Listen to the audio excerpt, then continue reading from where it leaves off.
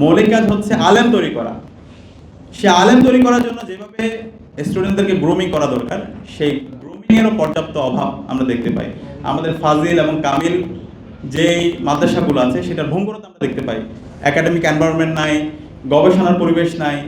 একই সাথে শিক্ষার্থীদেরকে যে প্রণোদনা দেওয়া আলেম হওয়ার জন্য, তাদেরকে উদ্বুদ্ধ করা, যারা মুহাদ্দিস আছে, যারা প্রভাষক আছে, তাদেরকে যেভাবে প্রণোদনা দেওয়া দরকার, তাদেরকে যেভাবে প্রশিক্ষিত করা দরকার, তাদেরকে যেভাবে জবাবদিহিতার আওতায় নিয়ে আসা দরকার, সেই জায়গায় আমরা দেখতে পাই।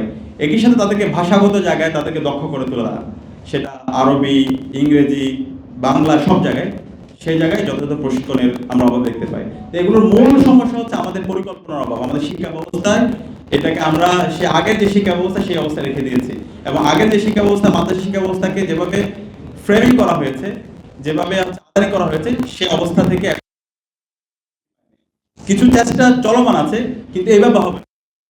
যদি আমাদের এই শিক্ষা ব্যবস্থাকে নতুনভাবে ঢেলে সাজাতে না পারি, তাহলে আমাদের এই শিক্ষা ব্যবস্থার মাধ্যমে আমাদের এখান থেকে আমাদের কাঙ্ক্ষিত মানের শিক্ষার্থী তৈরি হবে না, এবং এই শিক্ষার্থীরা আগামীর বাংলাদেশ সারা বিশ্বে নেতৃত্ব দেওয়ার জন্য তারা প্রস্তুত হবে না।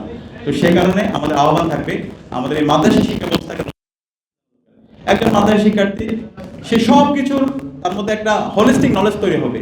সে যেমন কোরআন হাদিসের যেমন তার ডেপথ নলেজ থাকবে, একই সাথে তার ইতিহাস, ইসলামের ইতিহাস, সমাজনীতি, রাষ্ট্রনীতি, অর্থনীতি, পররাষ্ট্রনীতি থেকে শুরু করে সব বিষয়ে তার সম্যক ধারণা থাকবে। বসুন্ধরা টিস্যু, অশুদ্ধতার বিরুদ্ধে এক বিন্দুও ছাড় নয়। একই সাথে বিজ্ঞান ও প্রযুক্তির ক্ষেত্রে তার একদম ক্লিয়ার আন্ডারস্ট্যান্ডিং থাকবে, এবং যার যে দিকে যার আগ্রহ আছে সে অনুযায়ী তাদেরকে সেই পরিবেশ নিশ্চিত করা হবে। আমরা বিভিন্ন দেশের মডেল যদি দেখতে পাই, মালয়েশিয়া, টার্কি এবং মিডল ইস্টে, সেখানকার কিন্তু মাদ্রাসা শিক্ষার্থীরাই তারাই বড় বড় বিজ্ঞানী তৈরি হচ্ছে। একই সাথে সে বড় বড় ইসলামকে স্কলার হচ্ছে, সে একই সাথে বড় সাহিত্যিক হচ্ছে, সে একই সাথে বড় পররাষ্ট্র নীতিবিদ হচ্ছে, সে বড় অর্থনীতিবিদ হচ্ছে।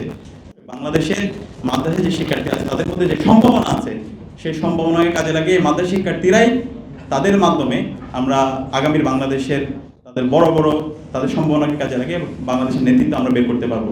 এবং একই সাথে আমাদের অন্যান্য যে শিক্ষা ব্যবস্থা আছে, আমাদের বিশেষ করে স্কুল এবং একই সাথে আমাদের ইংলিশ মিডিয়ামে যে শিক্ষা ব্যবস্থা, সেটাকে নতুনভাবে ঢেলে সাজানো দরকার। বর্তমান যুগের চাহিদার আলোকে আমাদের শিক্ষা ব্যবস্থাকে ঢেলে সাজানো দরকার, এবং আমাদের শিক্ষা ব্যবস্থায় যে পরিমাণ বাজেট দেওয়া দরকার আমরা দেখতে পাই তার অনেক বেশি ঘাটতি। বিশ্ববিদ্যালয়গুলোতেও আমরা ঘাটতি দেখতে পাই। তো আমরা চাই এই নতুন বাংলাদেশে আমাদের সবচেয়ে বেশি ফোকাস থাকবে আমাদের শিক্ষা ব্যবস্থার উপর, এবং এখানে কোনো ধরনের বৈষম্য তৈরি করা হবে না।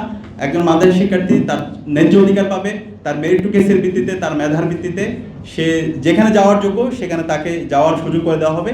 একই সাথে একজন স্কুলের শিক্ষার্থী, একজন ইংলিশ মিডিয়ামের শিক্ষার্থী, একজন কওমি মাদ্রাসার শিক্ষার্থী, সবার তাদের মেধার ভিত্তিতে, তাদের ন্যায্যতার ভিত্তিতে তাদেরকে সমভাবে তাদের অধিকার দেওয়া হবে।